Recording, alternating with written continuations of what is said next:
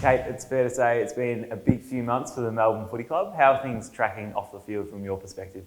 Yeah, fantastically well. I mean, we've had probably, I think, historically one of the best years that the club's ever had. I mean, to win a premiership, but to turn around we were looking at sort of a $3 million loss into a $2 million profit off the back of some fantastic work that our executive team and our staff have done, particularly around the grand final and merchandising. I've spoken to so many people like myself who've said I've just spent every spare cent of cash that I've had on merchandise following the grand final. So it's great.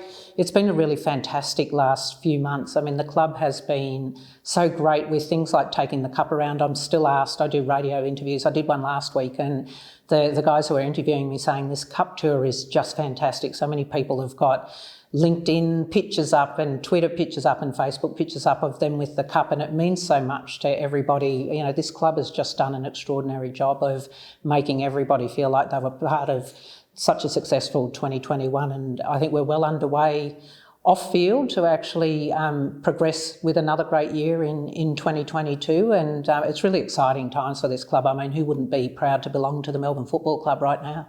Footy is well and truly back underway for our AFLW side. A loss on the weekend, but tracking well overall. You must be excited by their progress. Yeah, look, I love the AFLW program, and I love to get down there and watch the games and get down to training with the girls. We had a great start, a 3-zip start to the season. Adelaide are always unbelievably tough. I mean, I think it's really good that we got to play them fairly on in the season, because that's always the litmus test. I look at Adelaide have been there or thereabouts every single year. And speaking to, the coaches, some of the girls after the game, they know that it's given us some areas that we know we need to work on. We had a really good fourth quarter. We've had a really great quarter in each of the matches we've played, but now they realise there's work to do, and to string 4 really good quarters together, they're certainly capable of doing it. I think if you're going to have a loss like that, it's a good time to have it, because there's still plenty of time for us to work. And you saw at the end of last season, we were really starting to hit our straps as we got towards that end of the season. And again, that pesky Adelaide beat us in the semi last year, so hopefully we'll be able to go all the way and make a grand final this year. But work to do, and the coaches and the players are well aware of that, and looking forward to next week's game, home game down at Casey. So get down there, fans, and cheer the women on as they come back and hopefully have a big win next weekend. In more off-field news, the first board election under you is coming up. What do members need to know in the lead up for that?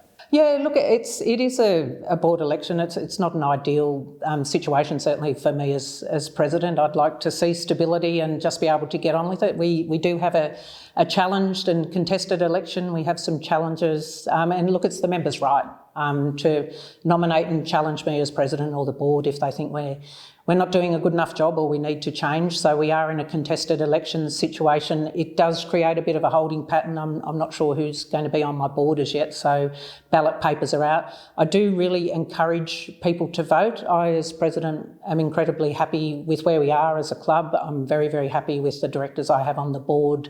I'd like to see us progress forward with unity and stability. So get out and fill in your ballot papers when they do arrive. Members, I apologise for the postal voting. I know it's antiquated and it is part of our constitution. I did actually ask legally, given the constitution hasn't been updated, I think, in more than 20 years, can't we consider electronic voting as postal voting in this day and age? It wasn't around at the time the constitution was last updated, but legal advice is no, it has to be a postal vote. So it's a bit of an annoyance, but look, it's a bit disruptive, but like I said, members have the right to challenge us, members have the right to vote. So let's get on, so I know who we have got on the board and can move forward hopefully in 2022 with unity and total alignment like we saw in 2021, and again have another great year.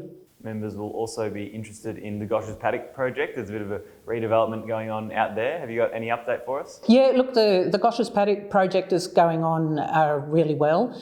Interestingly, just our women have been training over at the Glass House at Collingwood's facility while the paddock's being redone, and if you talk to them down at training, they say how much difference the surface actually makes. So it'll be fantastic when Gaichos is ready for use. And generally, overall in our facility, our home base update, not always, everyone asked, there's not much I can tell you other than to say I've done a few of these. I did the $1 billion negotiations for the tennis centre redevelopment. I'm doing another stadium out in the west at the moment, the negotiations for that, and I can assure members that while we don't have a formal update we can give at the moment, those conversations in all circles are progressing, as well as any of the conversations I've had. So we're hoping that we will have news on a good solid home base to go along with Gaichos Paddock sometime soon.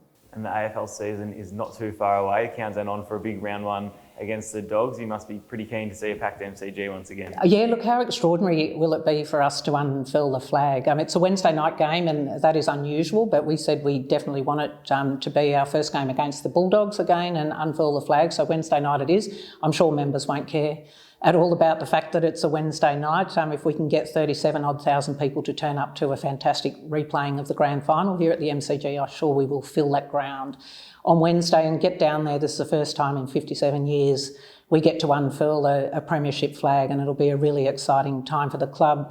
The men have been training incredibly hard. I know, speaking to them post grand final, pretty much when they got back from Perth, they were into their own personal training. They just said there's no point us having time off and having to get fit again, so they were all keen as mustard to get straight back into training in little groups or by themselves. And according to the coaches, they came back to formal training, really fit, ready to go, focused on hopefully challenging well into the September 22 period, and maybe, just maybe, bringing home a premiership here at the MCG, which is something I know that's driving the whole club and in particular the players, because it was extraordinary to do it in Perth. It's probably the only time it'll ever be played over there as a grand final, but to do it at home is something that means so much to the club and the players, and I know they'll be giving it their best in 2022 to make the club incredibly proud once again. There's a lot to look forward to. Thanks for your time, Kate. Thank you.